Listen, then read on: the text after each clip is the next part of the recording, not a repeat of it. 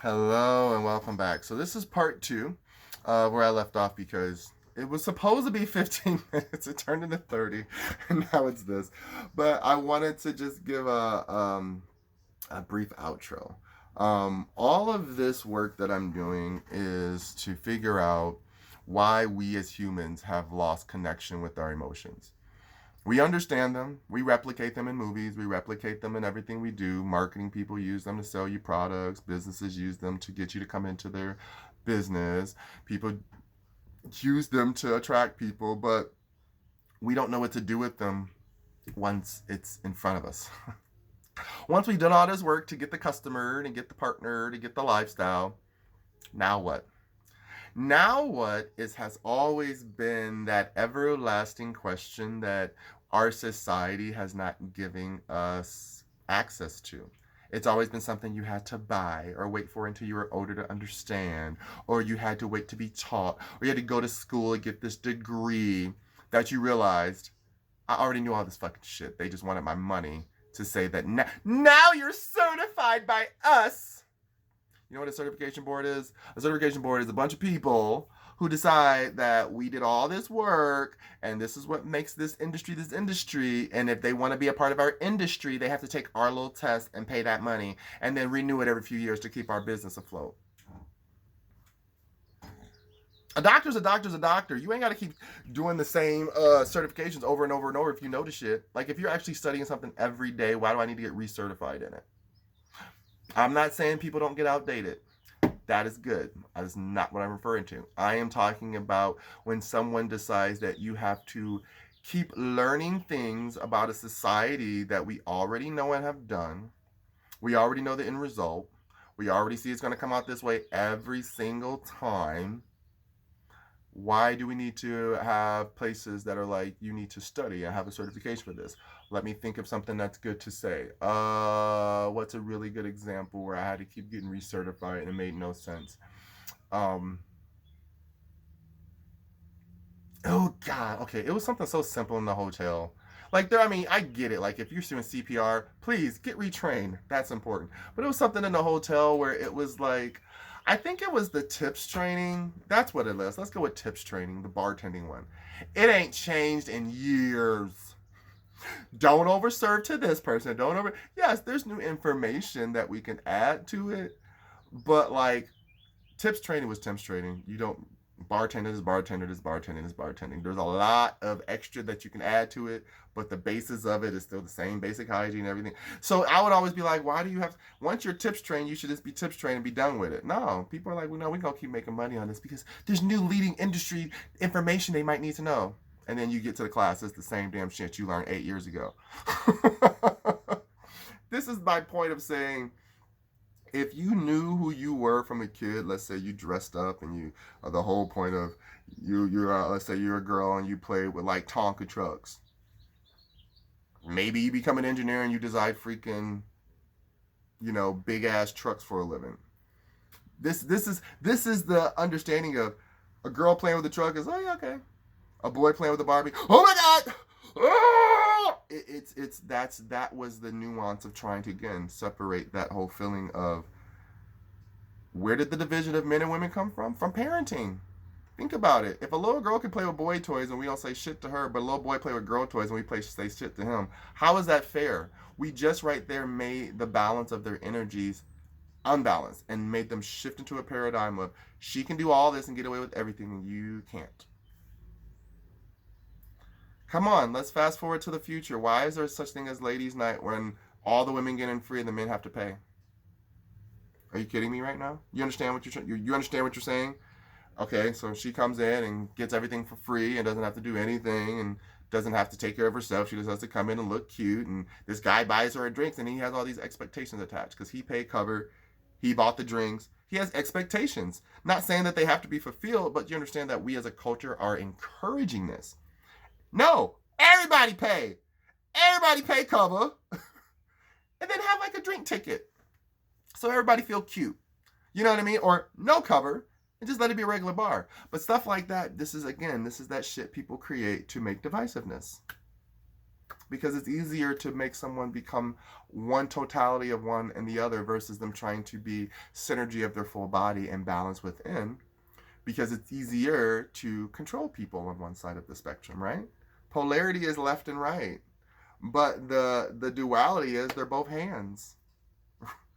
Two different things, opposites, same thing, just opposite ends.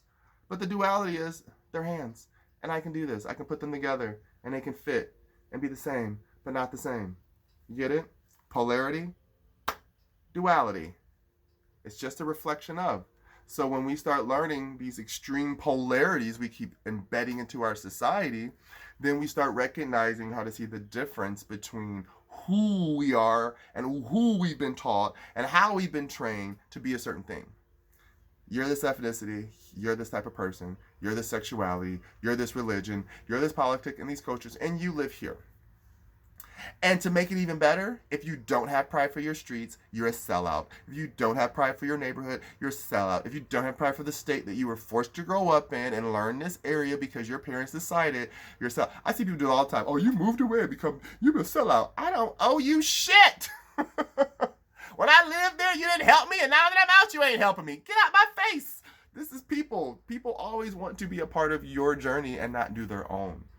So everything in part one that I talked about was allowing yourself to come back to a center point of saying, what do I like as a human? What do I like as Jawan as a human? What does my soul like as an energy that's existed before me that is always deciding all of my emotional decisions? Again, this body will die. Jawan will be dead. He's not making any decisions. The soul will pass on and do what the soul does, and whatever we decide or quantify it does, it will become. But the soul right now living in me, it's like, nah, I like to be in control, but I like to be dominated. Bitch, what does that mean? You know what I mean. I'm talking to myself like this because I'll be like, I like to be dominated a little bit, but I like to be in control, so don't you try to dominate me too. It's crazy. This is what we do, but it's a real statement because the person who meets me, they know what I mean. And the person that I have in my life gets me. They're like, oh no, I got you, babe. Don't you worry. I see the balance you need. That's when I became like, this is it. This is what makes me happy. This is who makes me happy. You know what I mean? Like when you meet someone who's so aligned with your heart and your journey and your purpose, you can see them from a mile away. They might not see what you see because they live their entire lives being themselves. But guess what? They've been authentic, and authentic energy is attracted to authenticism. Either you're attracted to the energy or you're attracted to the image. But you need to decide, is the image worth the sacrifice of knowing someone authentically? And you just get off knowing that you have the image and society applauds you for the image, but back home you have nothing that you really desire? Or do you want to take the time to really authentically learn who you are inside and out so that when you are with someone that you really like and they're authentically themselves, and when you're at home and you're doing something that might seem weird to somebody else on the outside world, to your partner it's like, I love you, babe, you're so awkward. Because it's something they might do or something they thought they would do and never would do. This is that whole yin and yang, as above, so below, the whole like opposites attract. It's true. Opposites attract and stay together. People who like to be the same, they can stay together too. But on the inside, that just means they're completely different energies. We have to start learning how to balance them because they're the same thing. If you like to date someone who literally looks just like you on the outside, then your energies are going to be completely different regardless. There's no one's energies that are alike. If you're completely different on the outside, more than likely your energies are similar because there's no one alike. You get it? There's no one who's going to be like, my energies are exactly the same as yours and we look exactly the same. I mean, unless you're into that twin stuff, and there's a lot of videos on that, and I ain't going to talk about you, but you know which ones they are. There's some twins who really are attracted to each other, and there's some videos in the whole industry that likes that. I will never understand it, but to each their own. Like, you sleeping with your brother? My God! Anywho, no, all I'm saying is we have to learn how to balance again. It's all about the balance. The yin and the yang, the dark and the light. Which one are we and which one do we want to be at any given time? Not picking and deciding and being one all the time. At any given time. At any given time, you're masculine, you're feminine, you're masculine, you're feminine. In and out, in and out, in and out. The in is the penetration of the masculine, and the out of everything in the space that comes out of it is the feminine energy that takes, receives, and everything is interlocking. Again, my hands represent masculine energy. Them interlocking represents feminine energy. If they were two masculine energies hard as a rock, look, no matter what I do, if they're solid, I can't get them through. If there's a little space and I can put them together, this empty void space is feminine energy. Me interlocking my hands is now combining my masculine and feminine energy to look, interlock, make a fist. You're stronger when you have your masculine and feminine energies connected. And then it overlaps and overflows into your regular life. And then you find a partner. Bam, now I'm locked and centered on the inside. Now on the outside, boom, you meet that partner who locks and centers you on the outside. And now you're one big solid like operating system. All you ever need is a masculine and feminine in any relationship to make anything work in this world. But they have to be healthy and balanced within their own masculine and feminine. Not the distorted male, female versions of men do this, girls do this. No. And you see what I said? Men do this and girls do this? That's a conditioning tactic too. We always refer to men as men, even little boys. Look at this little man, little man. And we refer to girls as girls until they're still what? Adult women, and we still call women girls. Ooh, she a hot girl. Ooh, she hot. Look at that little girl. Ooh, look at that girl over there. This is distorted energy. Look at that woman over there. Look at that man over there. Ain't nobody screwing no kids. Seriously, you want to start thinking like pedophiles? Stop using pedophile language. Stop dressing up and making yourselves look like, I'm an innocent little baby. If that's what you're into, that's what you're into. But these energies connected to it are then replicated and pushed back out into the world. And then when somebody approaches you, there's people who flirt like that. Do you want me? What are you saying? Are you saying you're a person or are you saying you're a sex doll? Gay men do this. I'm not talking about women. If you think about women, then you're a misogynist. I'm kidding. But I'm literally thinking of gay men right now. I mean, I know that women do this, but gay men and gay women have learned how to replicate feminine energy over and over and over. They've worked together. That's why feminine energy is so much stronger than the masculine energy, because masculine energies only belong to distorted males and distorted lesbians who have learned that as long as we act tough and mean and don't open up about ourselves, then we're the husband, we're the dude, we're the man. And it's like, men don't. That's a version of a look. That's not who you are. So yes, it is frustrating when you see an energy that gets to be themselves all the time. Feminine energy gets to be themselves all the time. We're imbalanced. Masculine energy should be itself all the time as well. Be masculine, lift weights, do this shit, whatever. But if you love shit that we consider feminine, like cooking, cleaning, creating, loving on your kids, gay, then you've taken it back to the old archaic system of applying sex to emotions. And sex and emotions are not the same thing. That's it. That's, you got people who have to remember, like, again, sensuality and sexuality are not the same thing. If you sensually express yourself one way, that has nothing to do with your sexuality. We have to redefine what words mean because we have to redefine the energy. If we keep leaving them as is, then they're going to become as is scenarios, and then anything that it grows from will be shallow and fake and not really authentic because it was grown on something that was basically an experiment. All of this conditioning has been experiments to see who can feel more important. Because I'll tell you this, until I started dating interracially, I started seeing the indifference of the white men who wanted to have sex with me wanted to feel powerful.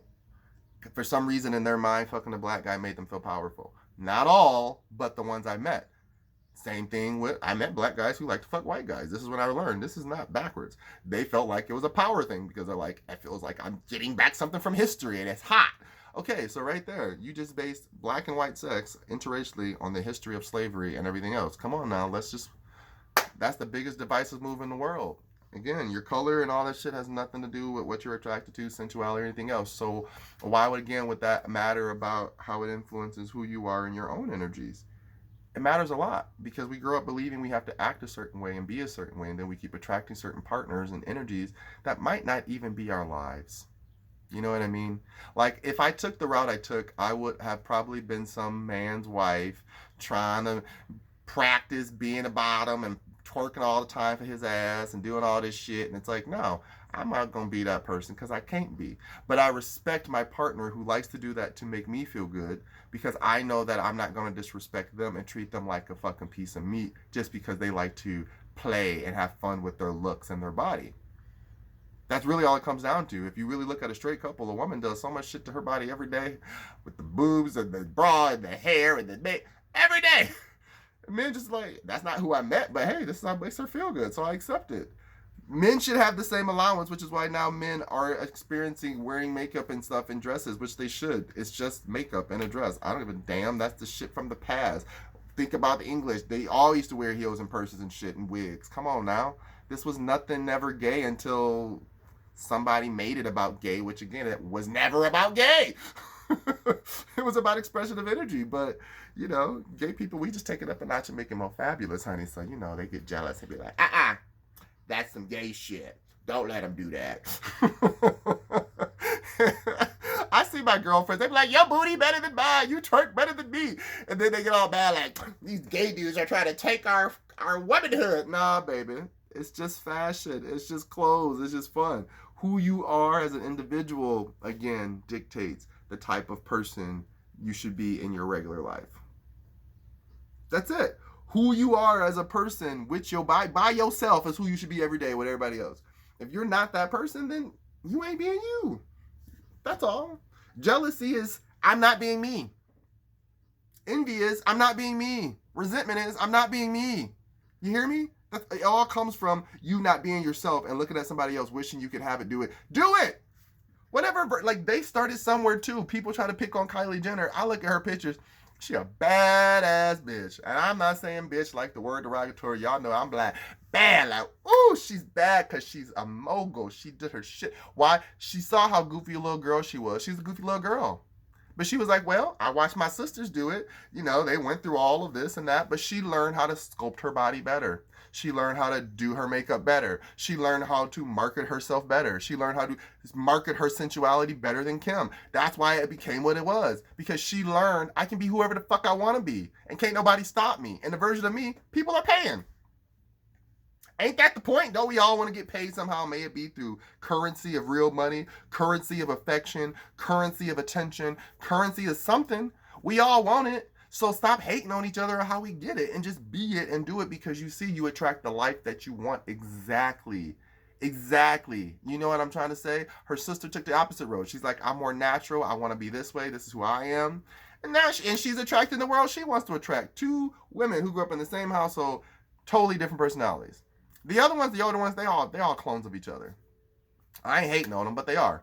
But those two, the young one, yeah, Kylie, she copied the whole rest of them. But I like that the other one, the Jenner girls, I like that I don't even remember her name. I'm sorry. Kylie and Chloe, is that it? No, Kylie and...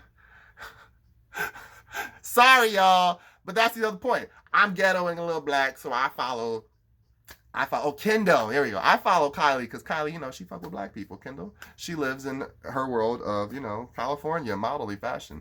Black people are in that world too, but that's not my world. When I say black people, I'm still like using old terms that I should probably get rid of. But again, I'm 35 and born in 85, so it's hard to decondition things that I'm like, this just part of me that ain't going nowhere.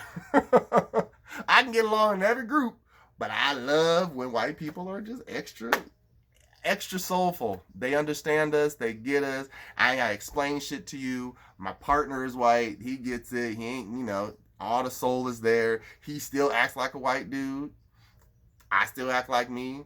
And when I say act like a white dude, whatever he was raised in his conditional world of being white, and him saying, this is what I learned as a white guy, that's his white world. I can tell him and say, hey, well, whatever I was learning conditionally given in my black world is what it is. And then together we come together and say, hey, these were stereotypes of subcultures and worlds that neither one of us actually wanted. What world do we want to create now? And because we're solid and whole in ourselves, we're able to build something bigger. And now we're building on that together and understanding that our purpose is greater than our understanding of somebody else's need for us.